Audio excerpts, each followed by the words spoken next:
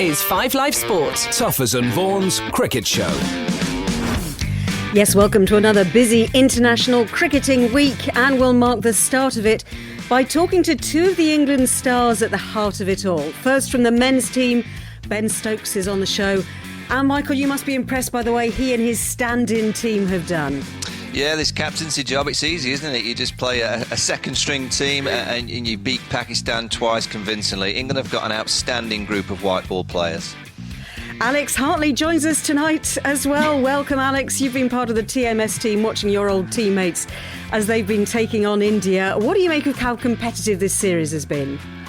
Oh, it's been amazing, hasn't it? It's the first time we've had two teams really compete, and it's all to play for going into Wednesday, so it's something I can't wait to be involved in. Yeah, Tammy Beaumont will join us live after 9:30 as well. We'll be talking about how to nurture young talent, and we'll find out the full results of the TMS Euro 2020 sweep. It's the results that everybody has been desperate to hear. Tuffers and Vaughan's Cricket Show on 5 Live. So welcome to the show. Lots to get into with Alex and Michael tonight. I've been talking to Ben Stokes. You'll hear that in a moment. Then a bit later, Tammy Beaumont joins us live. And yeah, we're all feeling a little bit raw, aren't we, after last night at Wembley? Maybe with the exception of Alex Hartley. Because you won the top prize, didn't you, in Andy Zaltzman's TMS sweepstake, because you drew Italy. Yeah, I didn't know how it would look if I wore an Italy shirt all day, though, so I went for the England one. But I guess I was in a win-win. How much did you win? It was about 80 quid in the end. 80, nice. Yes. You did notice on the WhatsApp group, I was very respectable. My Portuguese team, I knew I was going to win nothing about a week and a half ago, probably 2 weeks ago. But I stayed on the WhatsApp group, and as soon as that I kind of just went off, deleted it. Straight off the WhatsApp. Nothing in it for me. I'm off. There you are. You see, that's what comes about teamwork and cheering on your teammates and seeing how they I was there to the end, Ellie. I got crawling back next year. It's that point when somebody leaves the WhatsApp group, isn't it? You know, Michael Vaughan has left the group. We think, right, okay, he's out of it. But Alex, it was you and me last night, wasn't it? Up against each other, the final round of the sweep. Because I'd drawn England. Although you've still cleaned up, haven't you? You're still walking away with a bit of cash in your pocket. Yeah, well, this is true, actually, because the way Andy Zaltzman did it, I mean, he did it in a very creative way, because he thought if it's all about who's going to win, then actually people are going to be leaving the WhatsApp group, storming off like Vaughany very, very early on. So we had the winning team and runner-up, so that was Alex and that was me, runner-up. Then worst disciplinary record, that went to Aggers for Wales. Were you surprised about that? Longest range goal was Aisha Guha, because that was Schick's goal for the Czech Republic. So she won some dosh for that.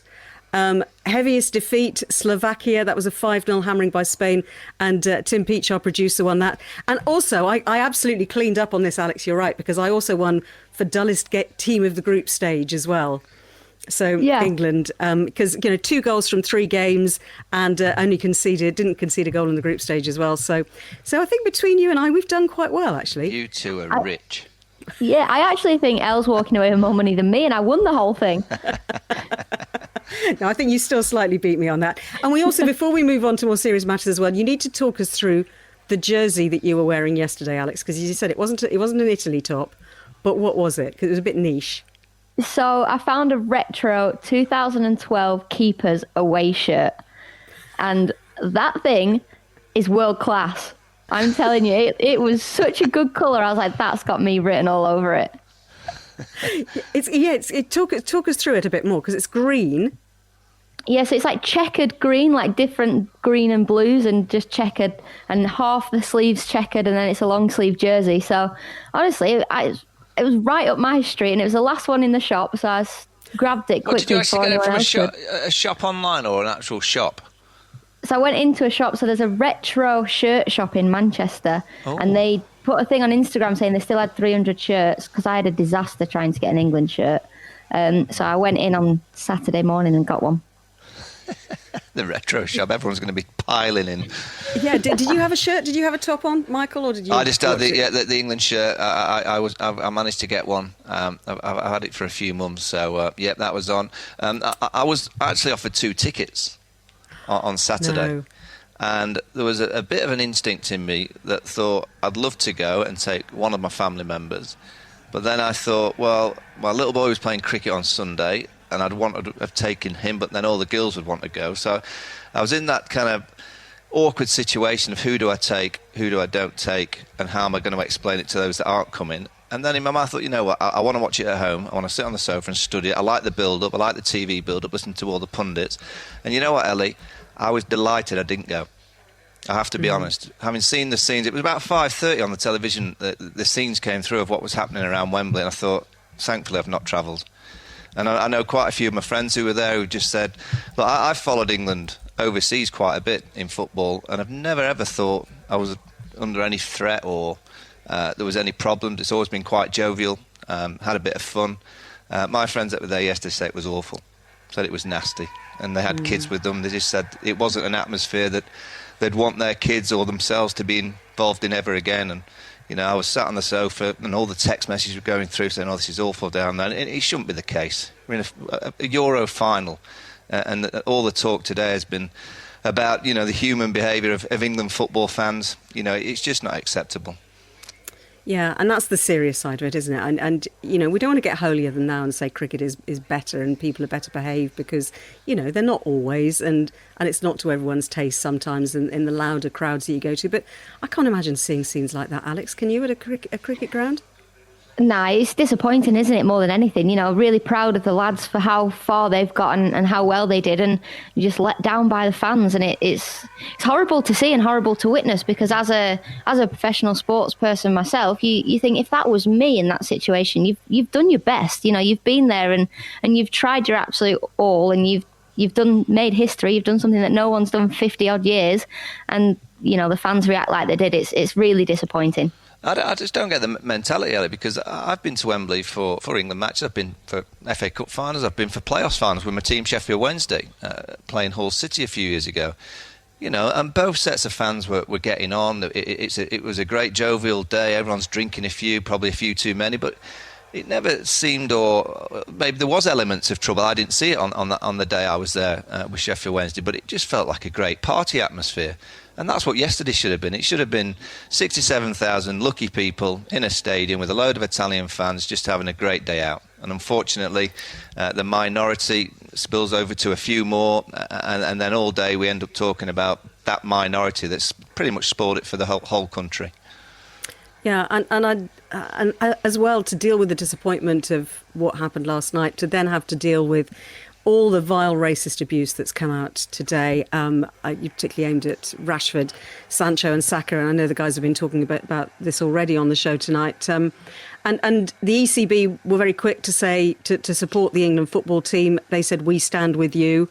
And Jofra Archer tweeted last night, as soon as the full-time whistle went, do not racially abuse those players tonight. I mean, you know, we're all white people, you know, two white women and a white guy. But I mean, Alex, in a way, was it predictable to you that we would see this? Yeah, and it's sad, isn't it? It's sad that Jofra Archer, as soon as the whistle has gone, I know what's going to happen, and I'm going to try and put a stop to it. You know, a tiny little voice in such a massive football world that Jofra is, you know, there was people getting behind him. There was also people saying that he needs to shut up. And it's just really, really embarrassing to say that I'm part of this country, and people from this country that I'm from are behaving like they are doing. But it's been an issue, Ellie, for a long time on social media, and many have shouted out for years and years that, you know, the fact that you don't have to be verified to have an account is a disgrace. You know, so yeah. We could have 10 accounts each. We don't, because, you know, it's too much hassle. But you could have 10 accounts each. You could have 100 accounts, and you could send abuse to anybody. And I just wonder whether now this is the line in the sand moment that social media companies, the bosses of them that make an absolute fortune, have got to realise that they have to step in and stop all this. I personally would expose every single person that they can find that has sent a racial tweet last night to those three footballers and put them on the front page of the paper. So we know who they are, because we know the footballers that have missed that penalty and all the abuse that comes their way. Yet they're paid a lot of money, which seems to always get mentioned. That's irrelevant. You know, they're young kids playing football, giving it everything. They had the guts to go up there and take the penalty. which I purely look at as a mindset that you want. You know, it's those that don't want to take the penalties that you kind of get a bit concerned about. But again, you can understand that. But I would expose every single person that they can find and put them on the front pages of our paper. I know a lot of it has come from overseas, but there are people in this country that have been tweeting those messages, and I think it's important that we know who they are to expose them. Because if we don't expose them and we don't, you know, put them on the front pages and let us all know who these people are, they'll do it again, and they'll do it again. Yeah, it's a problem across society, though, isn't it? And it's something. I mean, you, Alex, were on the receiving end of some vile, sexist, abusive stuff earlier this year, and you kind of posted something very similar to what Michael's just said on Twitter as well. Yeah, I just think all these people forget that we're human. You know, we're professional athletes, but we're human. We've got feelings. You know, it's those lads that have stepped up to take that penalty. That's the biggest moment in their sporting lives so far, and it probably will be the biggest moment that they ever have in their career. So credit to them for stepping up to it. They make mistakes. They're human. That's what professional sport is for. People learn. You know, they talk about people learning on the world stage. Well, these lads have learned on the world stage, and unfortunately for them, they've learned the hard way. But there's no need to racially abuse them for it. Yeah, and right. the sad thing with it is that, you know, England lost to the better team. And because of what goes on in the stadium and obviously on social media afterwards, no one's really analysing the performance because it's all about what's happened. And absolutely right. But I just think that line in the sand moment has to be now. You know, it really has to be now, and we have to iron it out. Opinion is great. I love it. You've got to have an opinion. That's fine. But you know, some of the abuse that comes with people that have an opinion also, it's wrong, and it shouldn't happen. And I think these social media companies really do have to look themselves in the mirror and sort it out. Yeah, I hope you're right, Michael. It's an issue across sport. That's why we're talking about it tonight on a cricket show. But it is a busy international week, as we've said, of cricket for England's men and women. The men have already won the ODI series against Pakistan with a game to spare, despite having to pick an entirely new squad and backroom team because of 7 positive cases in the party just a week ago. And they play the final game of the series tomorrow at Edgbaston. The women, meanwhile, take on India on Wednesday in Northampton in the final game of their multi-format series. Still all to play for, as we've been saying, and we'll look ahead in more detail to that with Alex and Tammy Beaumont shortly. But first, I've been catching up with England's stand-in men's captain, Ben Stokes. So we had a little bit of a chat earlier on today. We chatted about how much he's relishing the captaincy, how he's coping with a finger injury, and what it was like to be back at the home of cricket on Saturday. Turning up at Lord's is always a special day.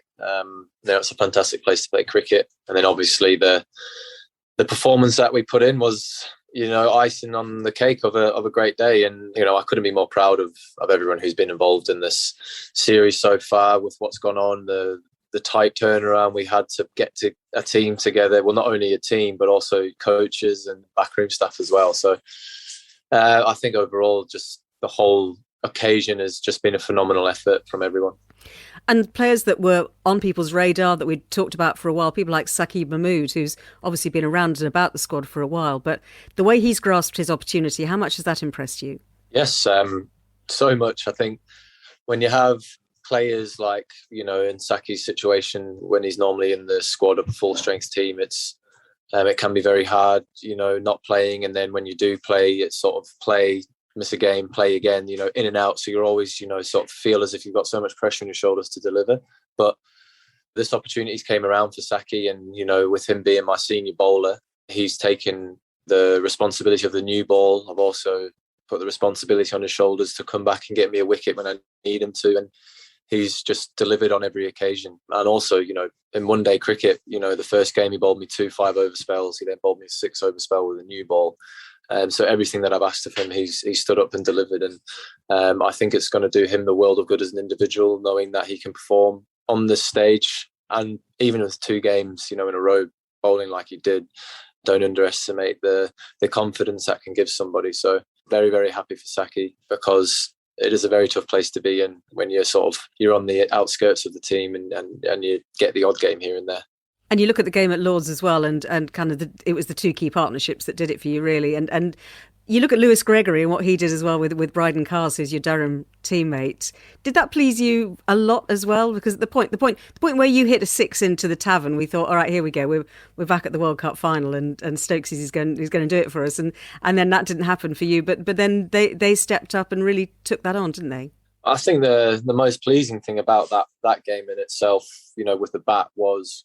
Obviously, initially the partnership that Vinci and Salty put on, we lost Mala and Zach very early, but sometimes when you try and rebuild, you can then fall behind the game a lot. But, it's one thing I said to the guys is that, we're going to continue this mindset that England have created over the last 4 or 5 years, just because it's different personnel doing. I want us to still go out there and play in this way.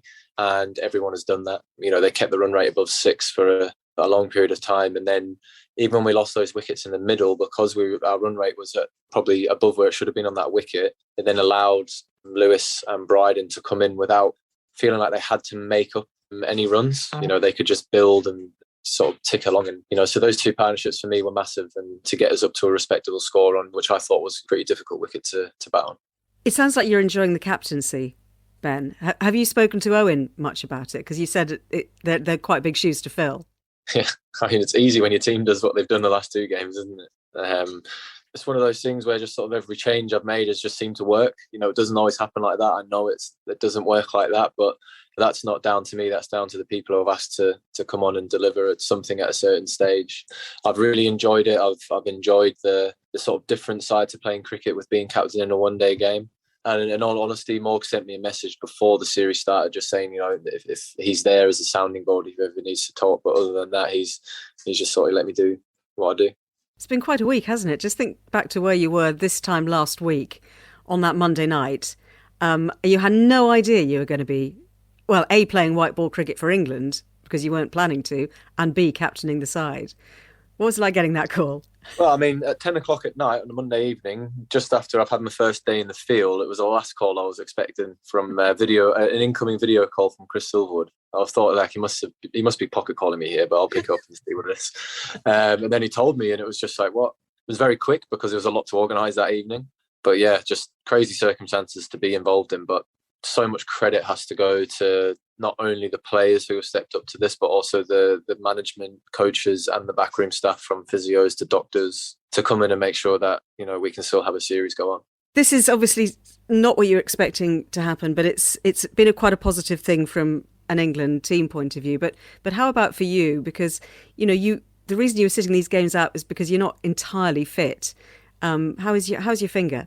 Yeah, I mean, look, it's just going to sit here and say it's all right. Obviously came back earlier, but needs must, and this wasn't the initial plan to be back this early. But as I said, when the call came, I couldn't say no to that. So yeah, I mean, at the moment, fingers just frustrating the heck out of me, to be honest. It's just sort of not where I would want it to be, but we're just trying to work with it through treatment and everything like that. But I know from having a bad finger situation when I was younger that these things do take time, and I'm at that period again where I was with my first finger that I broke, where I'm at that frustrating stage where I just want everything to wake up and then it's all back to normal again. But it's not how it works. So yeah, I know I've got a great set of physios and doctors who are working with me through this every single day to try and get it back to where it needs to be. It's just a bit frustrating, as you can imagine. Is it affecting you in the field? Are you at all aware of it if you're going for a catch or anything like that? Yeah, I mean, that's just another thing to get over. It's just to, hopefully one day just wake up and it's not sore anymore. On the plus side is I don't have to stand in the slips anymore because it's so boring in there. I get to stand at mid-off. Going and watching you at Lord's on Saturday, and undoubtedly there were memories for everybody who was there of, that day 2 years ago, World Cup final, the last time England played an ODI there. And just watching the way the England football team have progressed in the last few weeks as well. For a moment, just at the end there, I had that sense of that momentum and the mood behind the team, which you will have felt this time 2 years ago. Did you watch it last night? What were your thoughts about the way that whole evening unfolded and just how tight the margins are? Yeah, we did watch and was absolutely devastated at the end. But I'm not massively into my football like some of the other guys in the changing room are, but I've been completely captivated by the whole Euros and every game that England have played. There's you just feel an association with the team even though you don't know them. We had Gareth come in and give us a chat before our World Cup started, that's probably where that comes from, as having that attachment to him. And what they've managed to do to the nation, over the last couple of weeks, and their performance they've put on the pitch, getting to the final is just incredible. And they will be hurting, no doubt, from last night, and it probably still will hurt for a while now. But they've got such an incredibly exciting, talented team that they got so many more of those occasions ahead of them, no doubt. And the best thing about failure sometimes is that it drives you on to try and perform and try and get better. And that's just from personal experience. And I've got no doubt that they'll all be going away from that and using last night's experience as a catalyst to try and get better in every way that they possibly can. I just wanted to ask you finally, Ben, about the fact that Edgbaston tomorrow, it's going to turn blue for Bob Willis. And we'll be talking a lot about Bob the man, about prostate cancer and awareness as well for guys to check themselves and to get treatment when possible. I mean, what are your thoughts about Bob? Was he a hero of yours? Bob, unfortunately didn't get to see much of him playing, just highlights and stuff like that. And obviously as a commentator, he very opinionated was Bob, but everyone who knew him doesn't have a bad word to say about him. He actually came and we had a dinner with him one night at Trent Bridge, actually, I think while the Ashes was on, and he was great company. I think days like this that got put on are just great. Obviously we've got the prostate cancer awareness that goes along with it, but also remembering not one of England's great players, but also one of the greats of the game. So, it's great to be able to put on a day like this, especially at Edgbaston. It's such a great ground with such a great atmosphere that one of the great names in the sport of cricket, we can celebrate his life as a person and as a cricketer. And you might see someone imitate a bowling action. You never know. Well, I was going to ask you that actually, because this is what the Sky Guys have been encouraging people to do, is to bowl like Bob. Can you do a Bob Willis impression? We'll see what situation we're in tomorrow when we've got the ball around. Well, that was Ben Stokes. Lots to talk about and pick up with Alex and Michael from that. But just a word actually about the fact that it's Blue for Bob Day tomorrow, the very first one, because it's 18 months since we lost Bob Willis. What an absolute legend of the game he was as a player, as a commentator, and so important to get the message across, Michael, that prostate cancer awareness is a really key thing. But can you bowl like Bob? Absolutely not. Bob's. I think a lot of the modern players will know Bob from commentary. And he was opinionated. He had that verdict show on Sky every evening where he said pretty much what he thought. But that wasn't the real Bob Willis.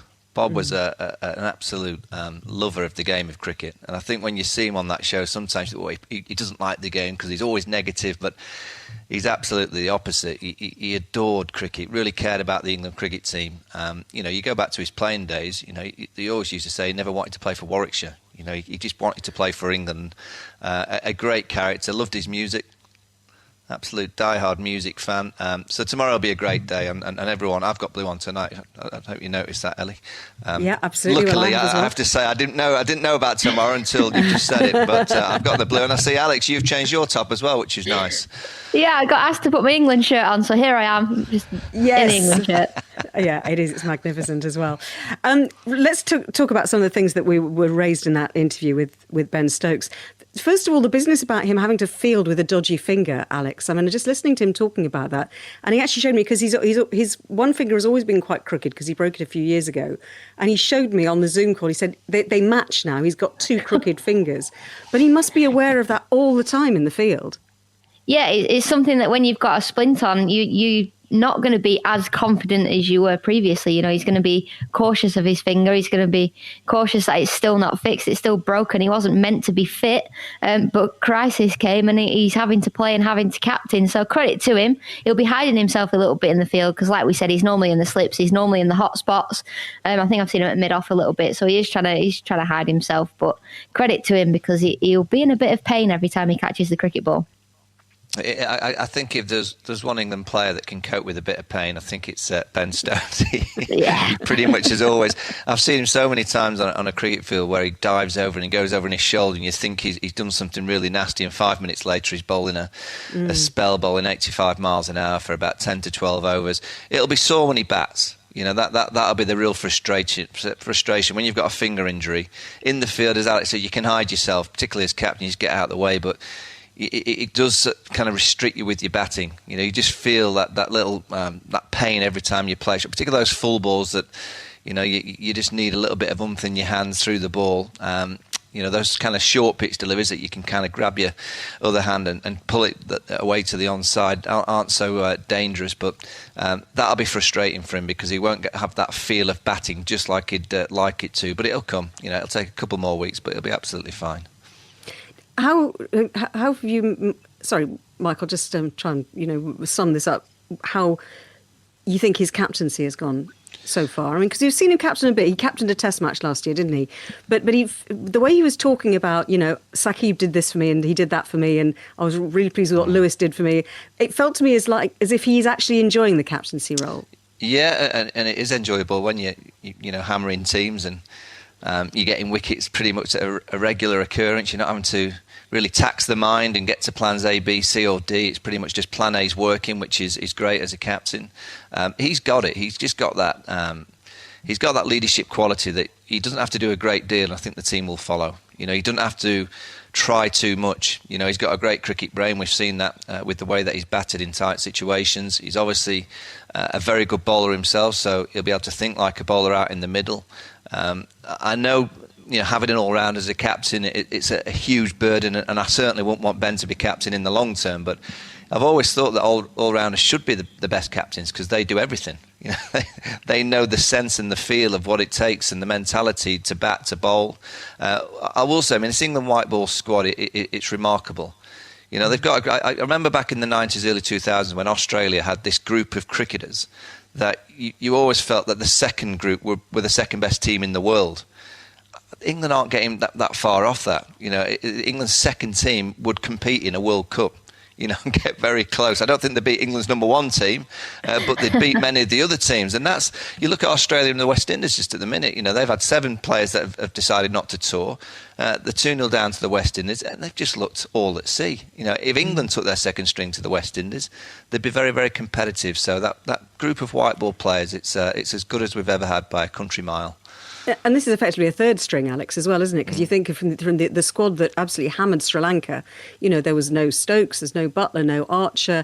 It's the list of players that haven't been playing. You can make up another 11, and this is another 11 again.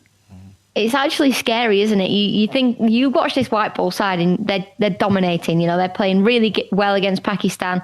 Ben Stokes' tactics have been working really well, and they've just been all over them.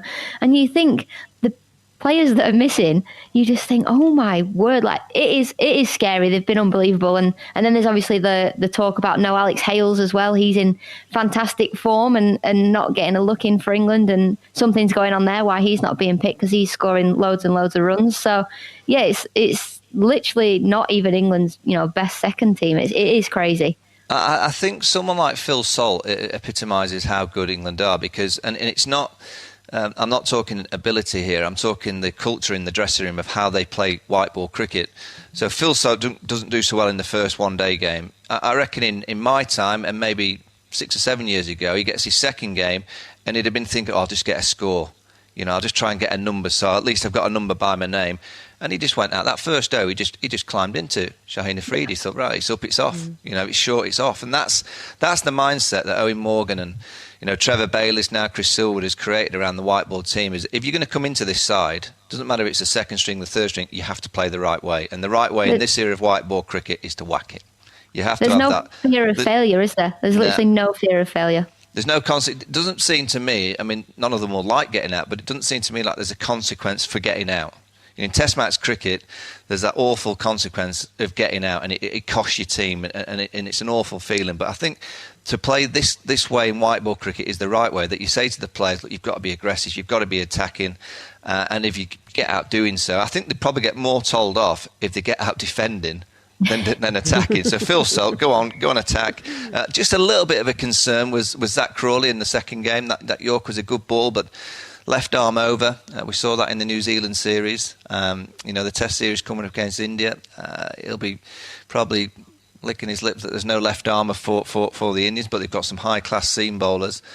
So getting runs in one game and then going to lures both Malan and Croix, it feels like a bit of a shoot-off between those two. I don't know if that's the case from the selectors' point of view, but from what I'm seeing, and that number 3 slot in the Test team, it could be between Crawley and Malan. Yeah, it's going to be really interesting, isn't it? It's almost like an audition for the Test team that's going on during a white ball series, which is strange. I have to say, Phil Salt as well. It reminded me when I was watching him at Lords the other day. When he's got the lid on, he looks a bit like Glenn Maxwell underneath the helmet. Have a look and see if he's just kind of something about the facial expression. But Saqib Mahmood, I mean, Ben picked him out, Alex, and he's somebody who plays at Lancashire, so you've probably seen him around the place at Old Trafford a bit as well. And he has had to be patient, hasn't he? Because he's been talked about for a while. He's been patient and he's getting a chance now. It's so bizarre. Like literally last week we were just in the bar at the Hilton at the ground together and we were talking about cricket and he was just like, you know what, I'm just happy playing for Lancs and what will be will be. The very next day he's got the call, he's in an England shirt and he's tearing it up. And I think credit to him, he's been given the opportunity. He wasn't expecting it and he knows he's bowling well and he's gone out there and he hasn't changed anything and he's been exceptional. Do you think he's done enough? Yeah, do you think he's done enough, Michael? Oh, he's done enough to stay in the squad. I'm not too sure he'll get in the number 1 team, when the likes of Jofra Archer, Chris Wokes and co are back. But all you can do is perform. That's why these games are great for all this new team, is that, you go and perform and you make it difficult for the selectors. But, I think it was Tuffers last week saying, you've got to make sure that you are the next cab of the rank. And I would say that Saqib Mahmood in the first 2 games in particular, he looks exactly what Tuffers was talking about, the next cab off the rank. I've been really impressed with Lewis Gregory as well. He just looks like he's got it. I've seen quite a bit of him over the years, and I saw him when he was about 17 years of age at Loughborough, and he's coming through, and you can just see he just knows his game. He just knows how to bat in that situation. He went out there and got a quality 40 in a position of a little bit of difficulty, but it's the way that they went about getting that score. It wasn't just tapping it around; it was hitting the ball hard. And Bryden Carr did exactly the same.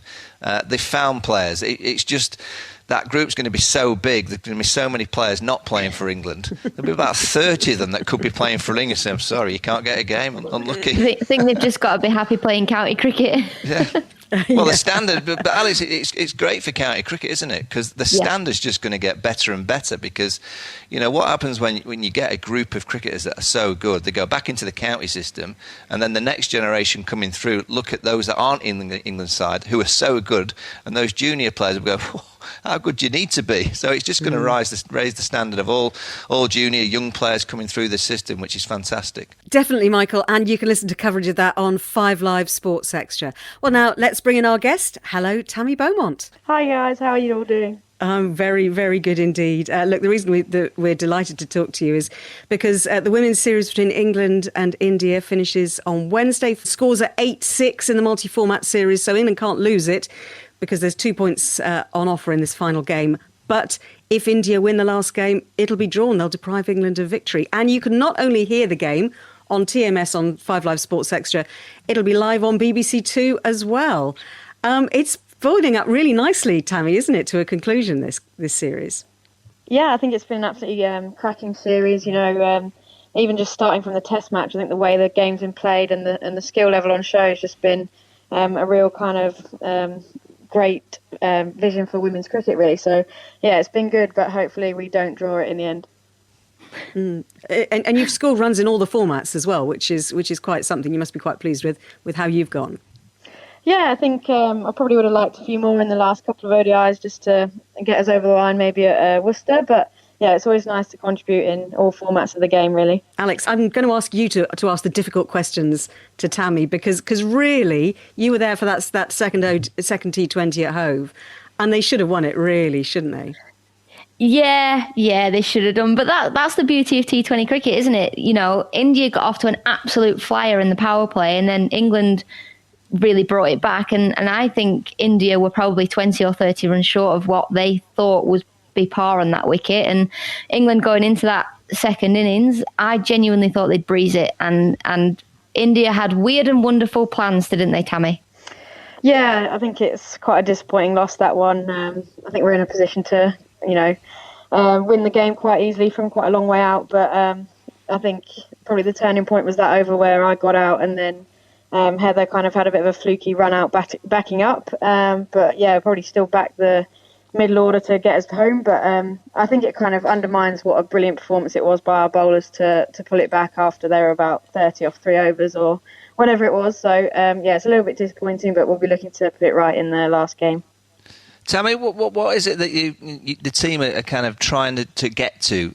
Australia are the world champs, played great cricket, got a wonderful team. Where are you kind of positioning yourself in improvement to try and match that Australian side?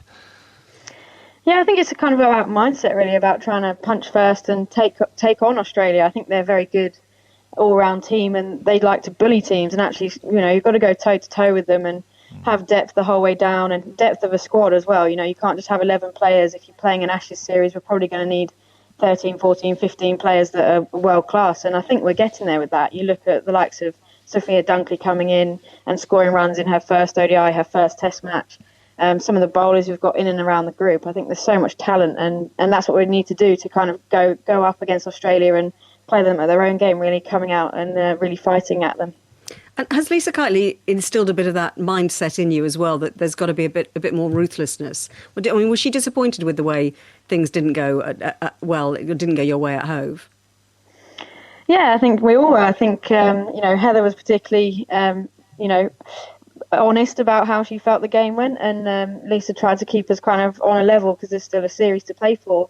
But I think, she's looking at us to have that mindset that if we're playing series cricket, we're practicing for when we get to that World Cup, that every single game matters. We have to start well in series. We have to finish well in series, because that's something that when we go into these world tournaments, we've got to nail, and we've got to be good every single game against every single opposition and not kind of work our way into it. It was always a thing when I played for England with you, Tam. We would always lose the first game of a series. But with the ODIs, it seems like you always now lose the last game of a series once you've already won the series. Have you guys noticed that, and is it something you've spoken about? I mean, yeah, we have obviously kind of joked about it a little bit. I actually remember when I first got into England way back when, we always lost the warm-up game, and then we'd do all right in the series. So it's funny how these things change, and cricketers love to make a pattern out of nothing, really. I'm sure if you look at the stats, it's probably not true.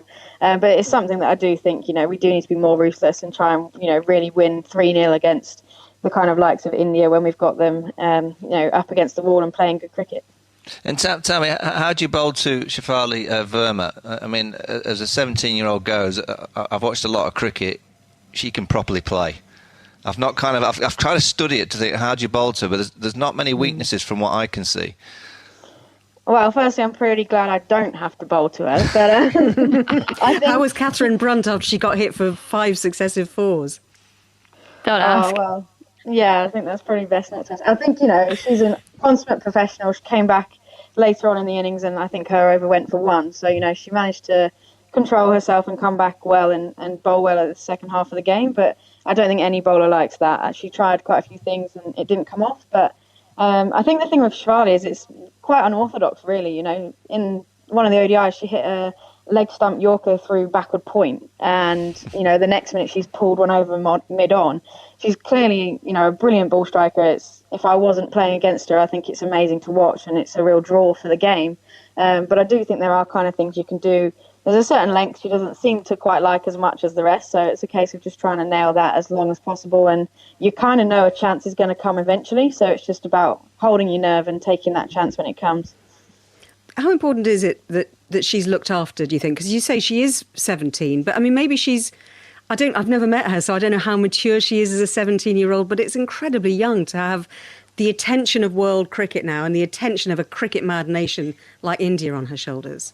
Yeah, I really hope that she is looked after. I think, she's certainly a massive star for the game, and it's just a case of making sure she can have as long a career as possible. And, there's a lot of youngsters in that Indian team that are going to get so much attention over the years. And even in our team, there's girls now getting a lot of attention that are only sort of 20, 22. And I just really hope that we kind of support them and know that, a lot of people, their second season or a couple of years down the line, maybe don't go quite so well. And let's support them at that time and make sure that, by the time they are 24, they've bounced back and feel supported by their teams. I get a sense in women's cricket that you obviously want to win trophies, but if India get to being very, very good, it's going to be great for the game. I look back to T20 cricket in particular, when India suddenly, they didn't like it at the start. It's like it's a nonsense game, and all of a sudden they won the trophy. Oh, right, we're like it's great for the game when you have a powerhouse like India, and if Verma can come through. I mean, I remember Sachin when he played all those years ago as a 16-year-old.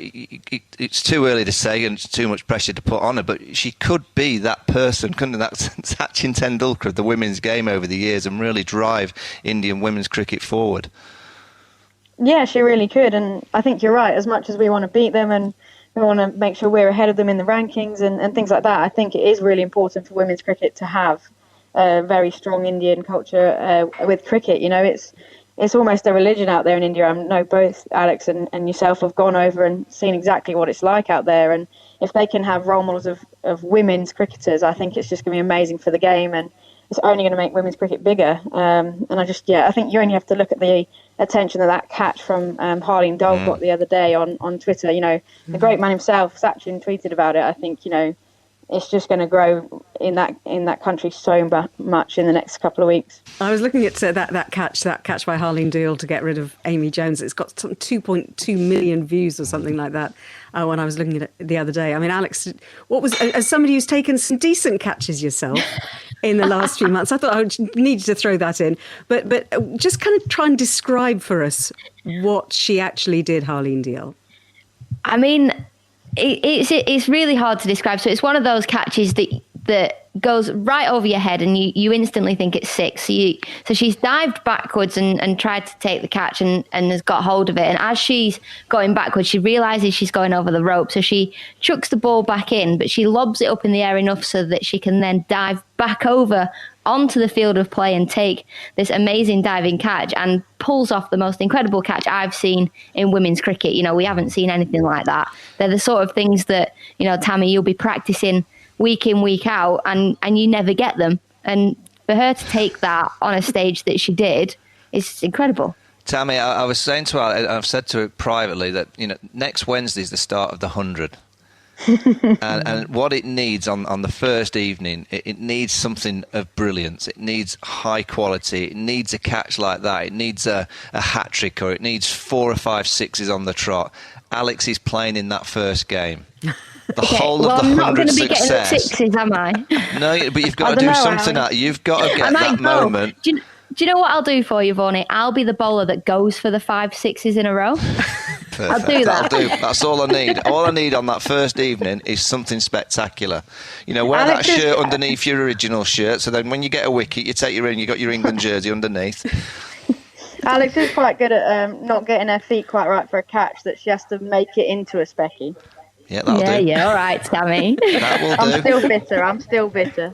But I mean, that in a way, that's a way that the women's game is growing such a lot at the moment because of social media and because of people being able to pick up on things and post them, and it just kind of brings attention to the game as well. I don't know if that's something that you're aware of, Tammy, at the moment. Yeah, it certainly does bring a lot of attention, and the majority of it is still really positive at the moment, which I think is a really good thing. And I think if you got to take it to the younger generation. And I know my cousin doesn't sit down and watch TV anymore. She's on YouTube and all sorts. So, you got to get it out there for the young girls to watch and then go, yeah, actually, cricket looks pretty cool. Because I remember all my schoolmates thought, it was really boring and I must be a right weirdo wanting to play. So it's only a good thing. Is it something that you've been conscious of this series, Tam, of being more active on social media? Because I've noticed quite a lot of the girls now are more active than they have been in the past. Is that something that's been a conscious thing, or has it just happened? Well, there's probably a couple of reasons for that, and I don't necessarily think it's been like a conscious effort. We've had a guy from the digital team from the ECB with us full time, and he's basically been taking loads of photos for us and then getting us to them. So we're kind of repaying him by posting it a bit. And the second one was we kind of had a bit of education around social media from the PCA only a couple of months ago, and about trying to engage people in your own kind of social media so yeah, just trying to improve that a little bit. So yeah, I think it's in the background. Maybe some subliminal messages have got in there. Look, it's so much to look forward to. And the 100, as we've said, is about to get underway. I don't know what you guys think about the fact that we've seen Elise Perry dropped out this week. Quite a lot of the Australian guys and girls have decided not to come over. After all, you're going to be working. You're going to be working with the media, aren't you, Tammy? You're going to be working with our rivals on Sky. Yeah, those who must not be named. Yeah. Is this where we hiss at her? Yeah, no, we don't hiss. We don't hiss at you. But I mean, is that something that you're disappointed? I mean, not you're not disappointed to be working with Sky, but with the fact that actually, inevitably because of the travel situation, some of the stars that we were hoping to see aren't going to be able to be there. Yeah, I mean, it is disappointing for the competition, but I think it's completely understandable, really. Us England girls have been in a team environment for 6 weeks, and it looks like it might be, continued for a little bit longer because of the COVID situation. So it is a very big ask of the overseas players. So I think it's completely understandable. And, I'm lucky at London Spirit that we didn't have any Aussies, and all the girls are still coming, and we've got a couple of Indian stars that are staying after the series. So there's still plenty of talent on show. It's just some of the kind of Australians won't be there, and it'll be interesting to see how the teams adapt to having slightly different makeups to their team than they had before. I'm just looking at your squad. You've got Heather, haven't you? And you've got people like Deepti Sharma's playing with you as well, and Deandra Dottin. So it's going to be really. I think it's going to be great. I think people should definitely give it a watch, give it a listen. Lots of games live on BBC TV as well. And look, Tammy, thank you very much indeed. Can I just Lovely ask Tammy? Can we set you a goal if you face Alex in the 100? Oh, we can try. Can we say that the first ball you have to whack her for a 4, or I'm begging you to do so? Can you promise me that, please? Only if you leave mid-off up. Right, there's the deal. There's the deal. There's no match fixing, by the way, but that's going to happen. Tammy, great to see you. Thank you very much indeed for being with us on the show. Thank you. Cheers, guys. And Bye. say thanks to everybody on behalf of the rest of us. Alex, I didn't want to kind of ask you this because it's difficult, really, isn't it? Because do you think that there are changes afoot for the England women's team? Are there people who maybe are looking to retirement? I'll tell you what, Catherine Brunt is not looking to retire. She is one that will play forever. I just want to name the name because I know that she's not, I don't want to say that to her face. Yeah, no. I think she will go on forever. I think there are some questions to be asked at the top of the order. Danny Wyatt hasn't scored runs. She's in this series purely for her T20 batting, and she got 30 in the first game and then didn't score many in the second. And that's pressure for her because she knows there's the likes of Emma Lamb and Georgia Adams at domestic level churning out runs. Emma Lamb has got 3 T20 hundreds already this season, and we're not even halfway through it. So you think, well, questions are being asked. If they're going to call up the likes of Emma Orlott as a backup seamer, why are they not calling the likes of Emma Lamb up as a backup option? Maybe they're going to give Wyatt another run out. She's an unbelievable player. Don't get me wrong. She is world class, but she has had a dip in form over the last few years. She needs a score. Yeah. She needs a score out. 122 T20 games with a bit of pressure on. I like Danny Wyatt. She's a good character, but that selection is always, is there someone better out there?